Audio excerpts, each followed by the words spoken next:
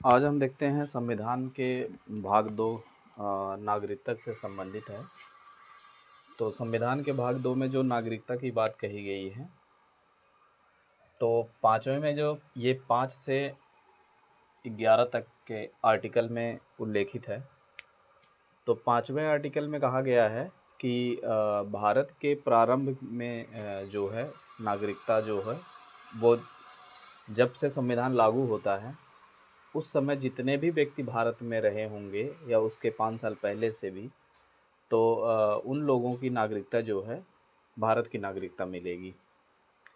6वें में कहा गया है कि जो पाकिस्तान से उस समय आने वाले थे या जो आए थे, प्रव्रजन किए थे, उनके लिए भी भारत में नागरिकता के अधिकार दिए गए थे। और जो लोग पाकिस्तान को जाने चाहते रहे थे, यहाँ पे जाने वालों के लिए भी एक ही शब्द है, प्रव्रजन।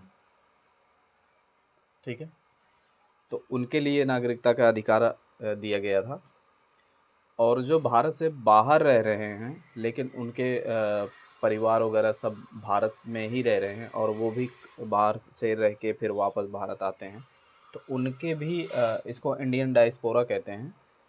ठीक है, तो उनको भी भारत का नागरिकता मिला हुआ है। और 9वां कहता है कि विदेश की नागरिकता अगर कोई लेता है, स्वेच्छा से अपने को अर्जित करवा लेता है, मतलब कि ग्रहण कर लेता है, तो वो भारत का नागरिक नहीं होगा। ठीक है। 10वां कहता है कि नागरिकता के अधिकारों का बना रहना ये नष्ट नहीं किया जा सकता। और 11वां है कि जो नागरिकता के अधिकार हैं वो संसद में विधि द्वारा जो है विनिमय किया जाना। ठीक है, तो ये है।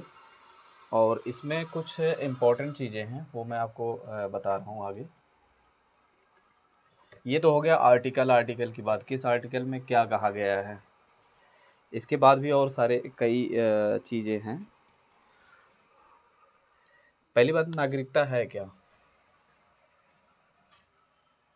नागरिकता को 2 भागों में डिवाइड किया गया है। पहला है देशीय और दूसरा है अदेशीय। ठीक है, अदेशीय या अन्य देशीय कह सकते हैं इसको, अन्य देशीय। ठीक है, और कुछ नागरिकता जो है, नागरिकता और विशेषाधिकार सिर्फ भारतीयों को मिले हैं, भारतीयों को मिले हैं, विदेशियों को नहीं मिले हैं, विदेशियों को नहीं। ठीक है, अनुच्छेद 15, 16 और 19 ये सिर्फ और सिर्फ भारतीयों को मिले हैं। और जो दूसरा है वो है पद, जैसे राष्ट्रपति, उपराष्ट्रपति, महान्यायवादी। ठीक है, और राज्यपाल, उच्चतम न्यायालय के न्यायाधीश। तो ये सारे जितने भी पद हैं, प्रधानमंत्री हो गया, वो सिर्फ और सिर्फ भारतीयों को ही मिलेंगे, विदेशियों को नहीं मिलेंगे। ठीक है, तीसरा है लोकसभा या राज्यसभा के जो में मत देने का अधिकार है, ये भी सिर्फ किसको है, भारतीय नागरिकों को।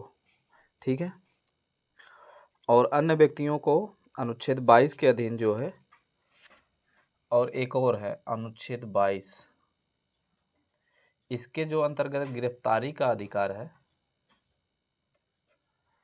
गिरफ्तारी के विरुद्ध जो निरोध संबंधी फायदा है, वो सिर्फ भारतीयों को मिलेगा, विदेशियों को नहीं मिलेगा। ठीक है,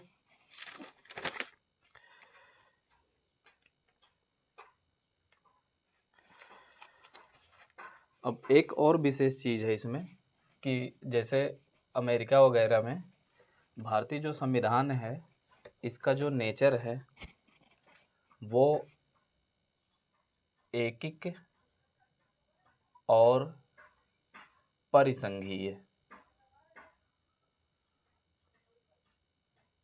इन दोनों का मिला जुला स्वरूप है, ठीक है।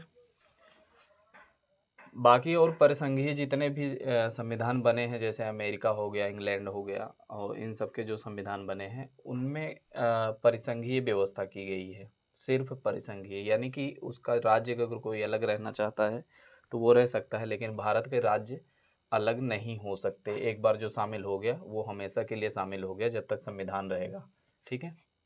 तो ये एकिक भी है और परिसंघीय है, लेकिन मोस्ट अगर क्वेश्चन में आता है कि भारतीय संविधान कैसा है तो हम परिसंघीय लिखेंगे, ठीक है।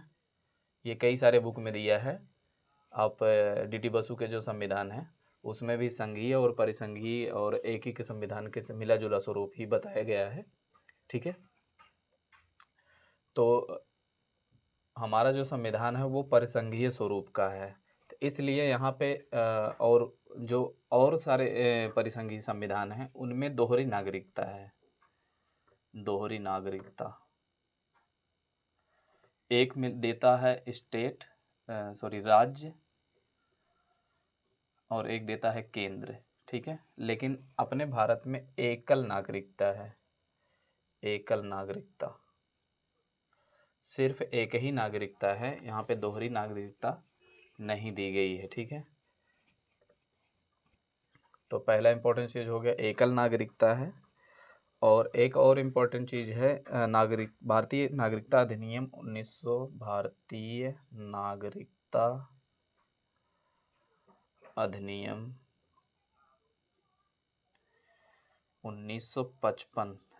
ये 55 का एक कानून बनाया गया, और इसमें कुछ नागरिकता संबंधी प्रावधान दिए गए हैं। जैसे पहला है जन्म से, जिस व्यक्ति का जन्म भारत में ही हुआ है और उसके माता पिता जो है कभी भारत के नागरिक रहे हों, माता या पिता दोनों में से कोई भी एक, तो उसको जन्म से नागरिकता मिलेगी, ठीक है। दूसरा, इसमें एक अपवाद है, एक्सेप्शन है। अपवाद यह है कि राजनयिकों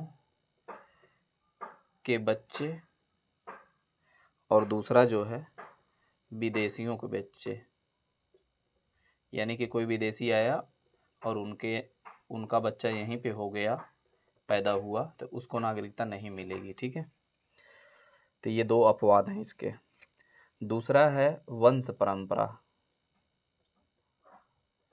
मैंने बताया कि जैसे अगर किसी के बच्चे का जन्म होता है, उसके माता पिता में से कोई भी एक अगर भारत का नागरिक होगा तो उसको वंश परंपरा के आधार पर नागरिकता मिल जाएगी। तीसरा है देशीकरण। देशीकरण द्वारा नागरिकता, ठीक है। यह है देशीकरण का कोई प्रमाण पत्र द्वारा ये नागरिकता देशीकरण के द्वारा ले सकते हैं। चौथा है पंजीकरण। पंजीकरण का मतलब ये है कि कुछ लोग कई दिन से रह रहे हैं और चाह रहे हैं कि हम भारत के नागरिक बन जाएं, तो उनको इस कानून के तहत पंजीकरण करवाना होगा, और पंजीकरण करवा के उनको नागरिकता फिर भारत सरकार उनको दे देगी, ठीक है। फिर पांचवा है भूमि विस्तार। भूमि विस्तार, इसका मतलब ये है कि भारत में जब आर्टिकल एक सॉरी 2 के अंतर्गत कोई नया राज्य क्षेत्र अर्जित किया जा रहा है, तो वहाँ के जितने लोगों को ये मान लो कोई देश बना और इस जगह को भारत सरकार ने अपने कब्जे में लिए, तो यहाँ पे जितने भी नागरिक होंगे उनको इस कानून के तहत स्वतः ही नागरिकता मिल जाएगी, ठीक है। ये है कुछ प्रावधान, ठीक है।